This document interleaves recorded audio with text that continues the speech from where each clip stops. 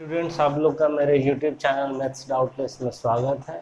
आज हम लोग NCERT क्लास 10 सब्जेक्ट मैथ का पहला चैप्टर वास्तविक संख्याएं का एक्सरसाइज 1.2 का क्वेश्चन नंबर 6 को सॉल्व करने जा रहे हैं। तो क्वेश्चन को देख लेते हैं कि क्या है। व्याख्या कीजिए कि 7 गुने 11 गुने 13 जोड़ 13 और 7 गुने 6 गुना 5 गुना 4 गुना 3 गुना 2 गुना 1 जोड़ 5 भाज्य संख्याएं क्यों है। ये जो दो संख्या हमें गुणनफल के रूप में दिया हुआ है, गुणनखंड के रूप में दिया हुआ है, ये भाज्य संख्याएं क्यों है, ये हमें बताना है। ठीक है, तो सबसे पहले यहाँ पर हमें ये जान लेना जरूरी है कि भाज्य संख्याएं क्या होती है और अभाज्य संख्याएं क्या होती है। उसे अगर समझ लें तो इसका व्याख्या करना, इसके बारे में बताना, इसका आंसर देना बहुत ही आसान हो जाएगा। तो सबसे पहले आते हैं कि अभाज्य संख्याएं किसे कहते हैं। तो वैसी संख्याएं जिसका केवल और केवल दो ही गुणनखंड होता है, एक तो संख्या एक और वो संख्या स्वयं, और तो ऐसी संख्या को हम लोग अभाज्य संख्या कहते हैं। जैसे उदाहरण के तौर पर दो का केवल दो ही गुणनखंड है, एक और वो संख्या दो, यानी कि एक से भी ये संख्या पूरी भाग लग जाएगी और दो से भी दो में पूरा भाग लग जाएगा। ऐसा बहुत सारा संख्या हमारे पास अभाज्य संख्या, जैसे 13 हो गया, 13 का भी केवल कितना गुणनखंड, दो ही गुणनखंड है, एक और वो संख्या स्वयं 13। इसके अलावा और कोई संख्या नहीं है जिससे कि ये 13 में पूरा भाग लग जाए। तो हमारे पास अभाज्य संख्या को पहचानने का क्या नियम हो गया कि वैसी संख्या जिसका केवल दो ही गुणनखंड होता है, एक और वो संख्या स्वयं, वैसी संख्याओं को हम लोग अभाज्य संख्या कहते हैं। अब आते हैं कि भाज्य संख्या किसे कहते हैं। तो भाज्य संख्या का परिभाषा ये हो गया कि वैसी संख्या जिसका दो से अधिक गुणनखंड हो। दो से अधिक कहने का मतलब 3 भी हो सकता है, 4 भी हो सकता है, 5 भी हो सकता है, लेकिन 2 से अधिक होना चाहिए। तो ऐसी संख्याओं को हम लोग भाज्य संख्या कहते हैं। जैसे उदाहरण के तौर पे अगर बात करें कि 4 ले लेते हैं, तो 4 का कितना गुणनखंड है, 4 का हमारे पास 3 गुणनखंड है, एक हो गया, 4 हो गया और एक 2 भी है ऐसा संख्या जिससे कि ये 4 में पूरा भाग लग जाता है। तो इसीलिए हम लोग यहाँ पर देख रहे हैं कि 4 का 3 गुणनखंड है, तो 4 को हम लोग भाज्य संख्या बोल सकते हैं। ऐसा बहुत सारा संख्या है, जैसे कि हम लोग अगर ले लें 16, तो 16 का कितना गुणनखंड हो जाएगा, देखिए एक हो गया, एक से भी 16 में भाग लग जाता है, 2 से भी, 4 से भी, 8 से भी, 16 से भी। तो इसका कितना गुणनखंड हो गया, 1 2 3 4 5। तो ऐसी संख्या है जिसका 2 से ज़्यादा गुणनखंड हो, ठीक है, उसको हम लोग क्या बोलते हैं, उसको हम लोग भाज्य संख्या बोलते हैं। तो 4, 16, 10, 9 ये सब कैसी संख्या है, भाज्य संख्या।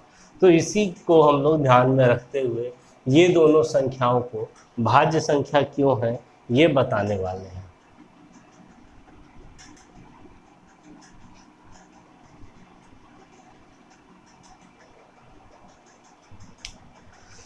देखिए सॉल्यूशन में हम लोग चलेंगे, लिख लेंगे 7 गुना 11 गुना 13 जोड़ 13 बराबर, यहाँ से यहाँ तक अगर आप ध्यान दीजिए तो गुना के रूप में है, ठीक है, और ये यहाँ से प्लस के रूप में अलग टर्म है। यहाँ पे दो टर्म है अलग अलग, क्योंकि प्लस और माइनस के द्वारा अगर कुछ भी चीज़ जुड़ा हुआ रहता है तो उसे हम लोग अलग अलग टर्म बोलते हैं। तो इसमें और इसमें ध्यान से देखिए कि 13 और 13 है, तो 13 हम लोग कॉमन ले सकते हैं दोनों टर्म में से, दोनों पद में से। तो 13 यहाँ से कॉमन निकल गया, क्या क्या बचा, तो 7 गुना 11 बच गया, प्लस यहाँ से 13 कॉमन निकल गया। कॉमन निकालने के बाद हम लोग 13 से 13 में भाग देंगे, भागफल 1 बचेगा, यानी यहाँ पर 1 बच गया, बराबर 13। और इसको सॉल्व कर लेते हैं, 11 सत्ते 77, 77 जोड़ 1 78, यानी 13 गुना 78 हो गया। और हम लोग इसके साथ गुना में 1 तो लिख ही सकते हैं, क्योंकि 1 से किसी भी संख्या गुना करेंगे तो उतना ही रहता है। तो इस तरह से हम लोग देख रहे हैं कि इसको सॉल्व करने पर इसका कितना अलग अलग गुणनखंड मिल गया, 3 गुणनखंड मिल गया, यानी 2 से ज़्यादा गुणनखंड मिल गया। इसीलिए ये संख्या कैसा हो गया, भाज्य संख्या हो गया।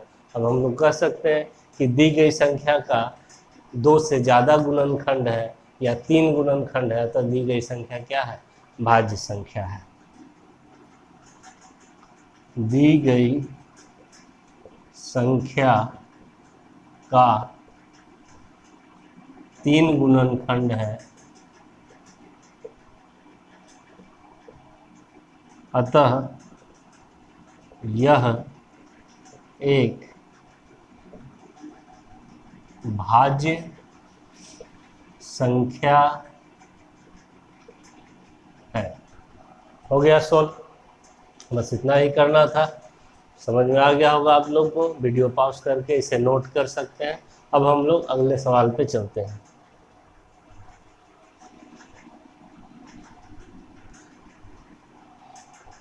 अगला सवाल है 7 गुना 6 गुना 5 गुना 4 गुना 3 गुना 2 गुना 1 जोड़ 5। अब इसे सॉल्व करेंगे हम लोग। तो ध्यान से देखिए, यहाँ से लेकर के यहाँ तक का टर्म गुना के रूप में है, तो ये एक टर्म हुआ, एक पद हुआ, और ये प्लस से अलग अलग है गया 5, तो ये दूसरा टर्म हो गया। इस दोनों टर्म में 5 कॉमन है, यहाँ भी 5 है और यहाँ भी 5 है, तो हम लोग 5 को कॉमन निकाल लेंगे। 5 कॉमन निकल गया तो यहाँ अंदर में बचा 7 गुना 6 गुना 4 गुना 3 गुना 2 गुना 1 और जोड़ 5 यहाँ से कॉमन आ गया तो 1 बच गया। अब इसे सॉल्व कर लेंगे।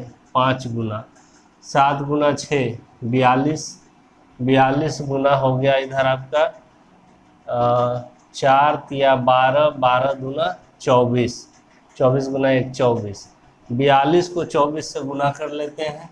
42 गुना 24, 4 दुना 8, 4 चौके 16, 2 दुना 4, 4 दुना 8, 8 6 4 10 के शून्य बचा 1, 8 1 9 1 10, 1008 और प्लस 1 1009 आया। ठीक है, अब इसके साथ भी हम लोग गुना 1 लिख सकते हैं, क्योंकि 1 से गुना करने में कोई फर्क नहीं पड़ता है किसी भी संख्या को। तो हम लोग लिख सकते हैं कि दी गई संख्या का 3 गुणनखंड है, 3 गुणनखंड है, अतः यह एक भाज्य संख्या है। हो गया हमारा, व्याख्या कर दी हम लोग कि क्यों है।